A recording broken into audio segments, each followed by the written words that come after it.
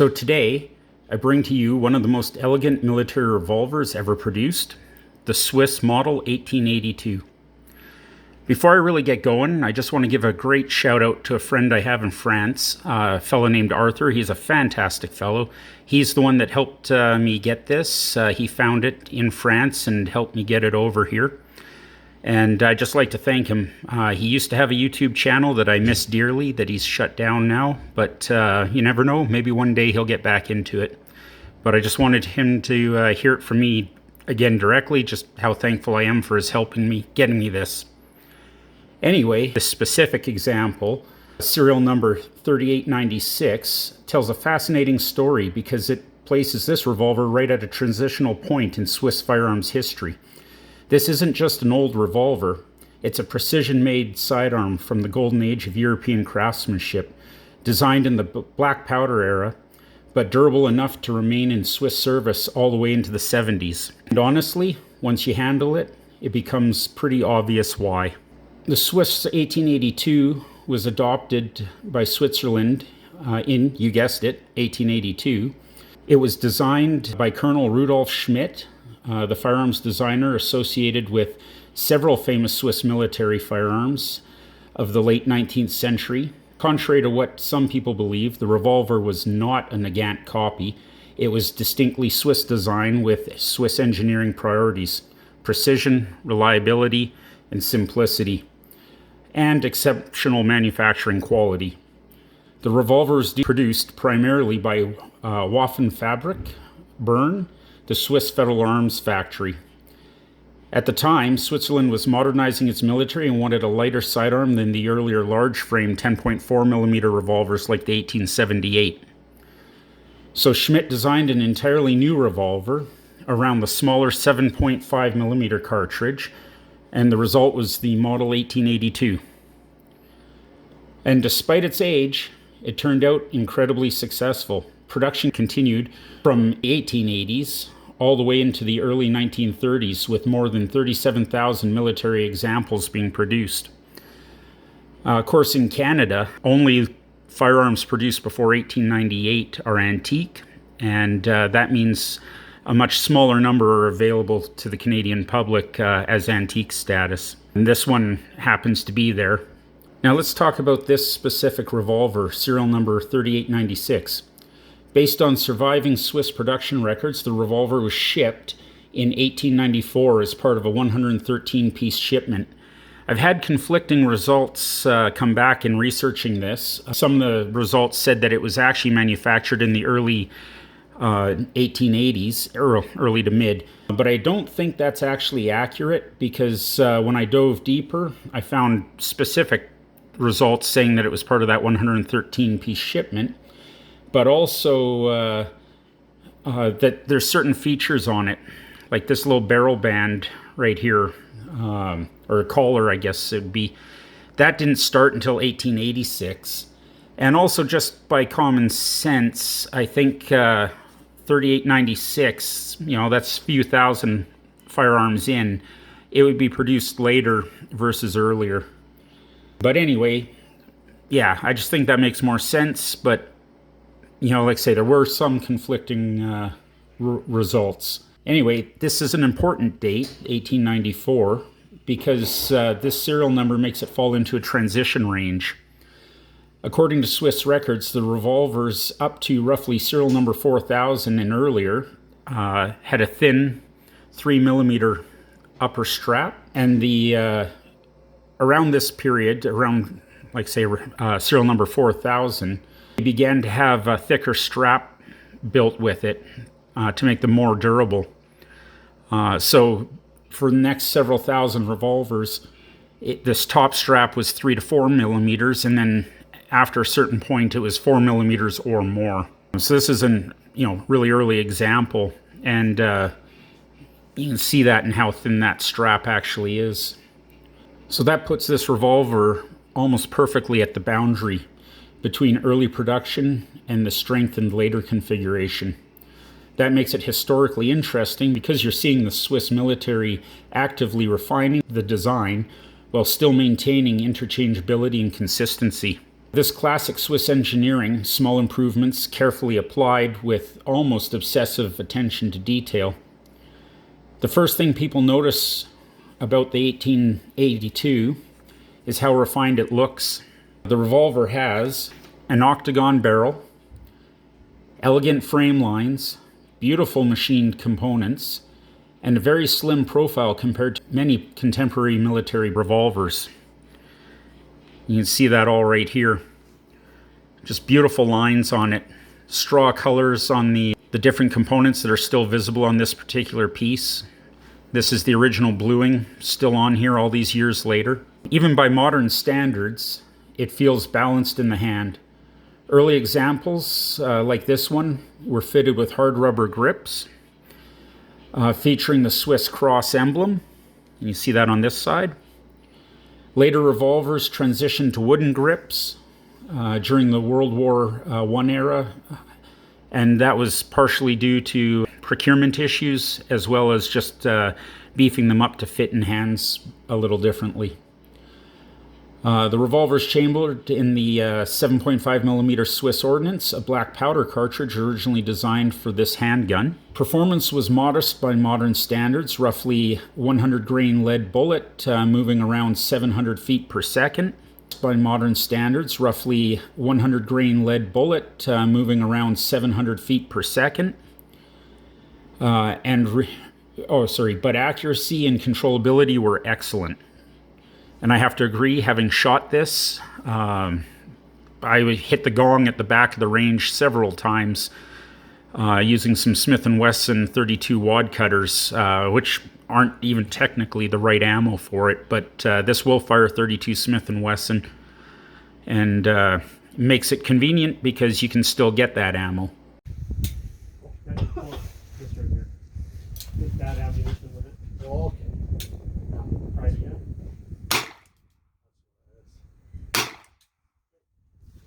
Eject it out then. That's bad ammunition. I think that's what it is.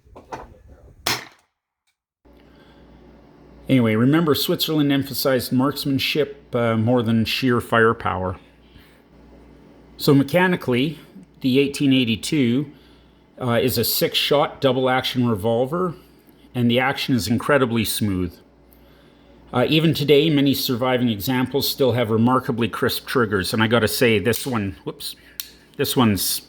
fantastic. A little stiff, but it's fantastic. This thing feels showroom new. It looks showroom new. I can't believe the condition of this pistol. To load the revolver, you open the loading gate on the right-hand side, and you manually index the cylinder with the trigger. Put your cartridge in, all the way out. The loading gate disconnects the hammer and allows the cylinder to rotate. You can't do it manually, it's locked. You have to use the trigger. When you close it, you can see you're ready to go. It re-engages the hammer.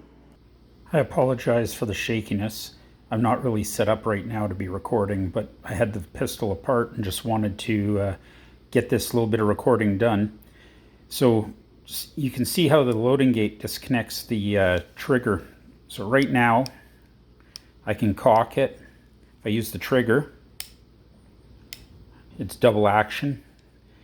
But if I open the loading gate, it moves that little bar in.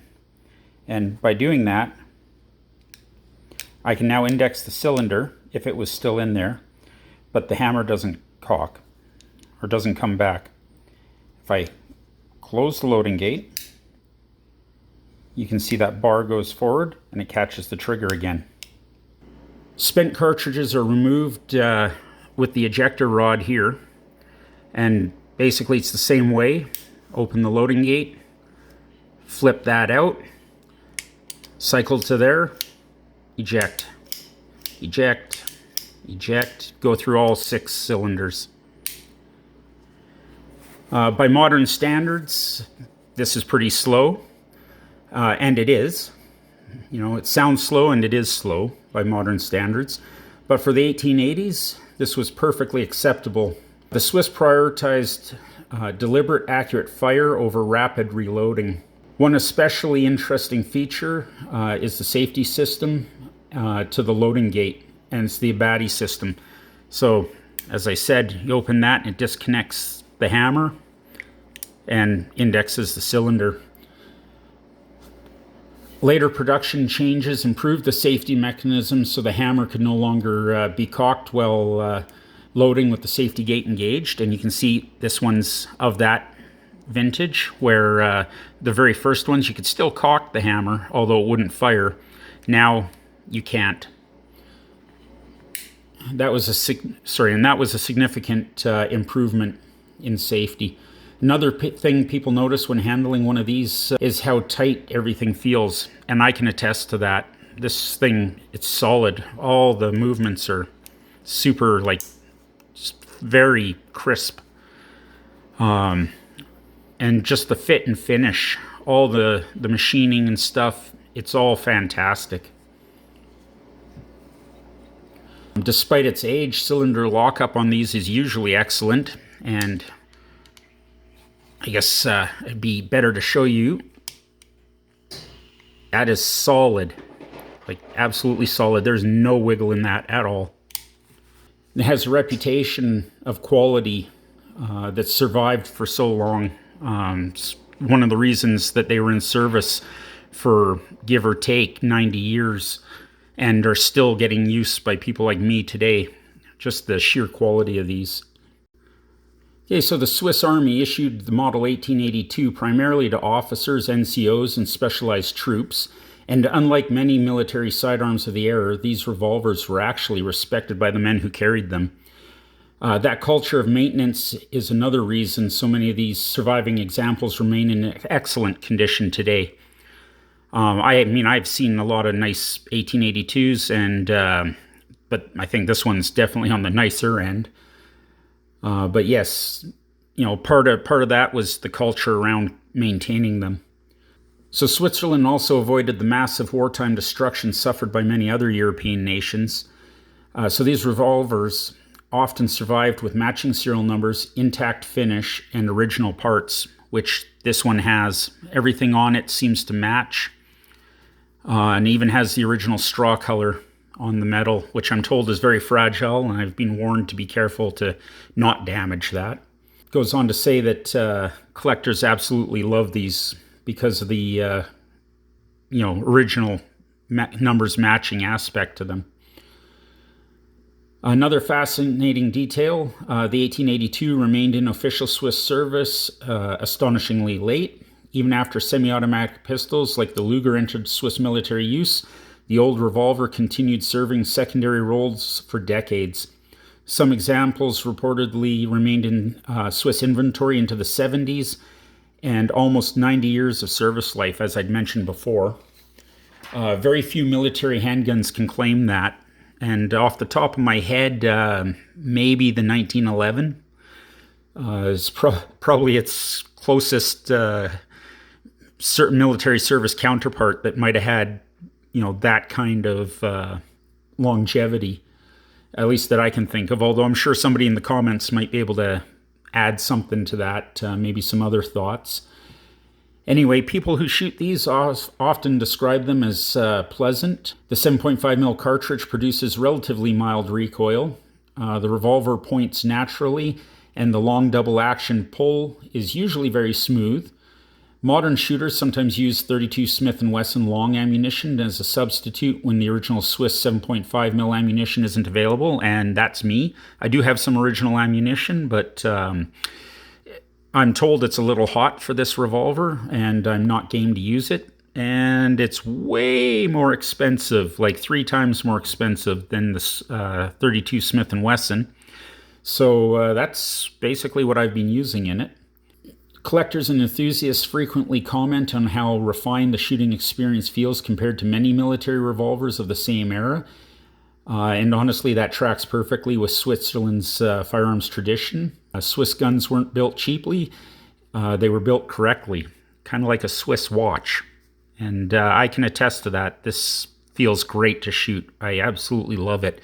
Although, given how nice a condition it's in, I'm a little hesitant to do any volume of shooting with it because I'd sure like to keep it in this nice condition. Today, the Swiss 1882 has become highly collectible, and there are several reasons for that. The quality, the historical significance, they're just beautiful. Early examples like this are especially desirable because they retain those classic early production features, the octagon barrel, hard rubber grips, thin top strap configuration, and early manufacturing details. Collectors also love matching numbers and intact Swiss markings, which, if we look on here, you can see the different cartouches on there that are all still in perfect condition. Compared to many military surplus firearms, these still feel almost hand-fitted. And again, I can attest to that. There was a buttstock manufactured. It was never adopted by the military. And, people in the civilian market could buy it. And it was kind of interesting. I'd love to get one, although from what I hear, it's worth as much as the pistol as a collectible. But it has a bar that fits in there, locked it in. And the whole buttstock came off the back and went to your shoulder. And it was leather, and it had a flap to act as a holster for this whole thing. So it's kind of neat. You could actually shoot it like a rifle. Now, of course, I was fortunate. This one came with the military holster. So I got this. This is the original military holster for it. Some bullet loops on there. And don't have the webbing for it, but this would fit on a belt. Although you can see there's a spot where you can hook a shoulder strap up to. This revolver represents a fascinating bridge between two eras. It was born in the age of black powder and cavalry, yet survived long enough to coexist with modern semi-automatic pistols. Serial number 3896 places this revolver right in the middle of the 1890s during a period when Switzerland was refining one of the finest military revolvers ever made. And over 130 years later, it still works. Still locks up tightly. Still reflects the extraordinary precision that the Swiss firearm's famous for worldwide. It's not flashy, it's not oversized, it doesn't have battlefield mythology like the Colt or the Webley. But in many ways, the Model 1882 may actually be the better made revolver. And that's exactly what makes it special. I'd say in more than many ways, I'd say this thing is probably the best made revolver of its vintage anyway that I've ever held. And if you follow my channel, I've had no shortage of revolvers come through. Now, admittedly, I've had the Colts, but I haven't had a Webley yet. I'm sure that's coming. But as of now, I haven't. But this thing for fit and finish, it just trumps all of them. Anyway, if you enjoyed this video, please like and subscribe. I could really use it. I'm sorry it's taken so long to make another video. I hope to have a few more come out in the near future. And yeah, till then, all the best.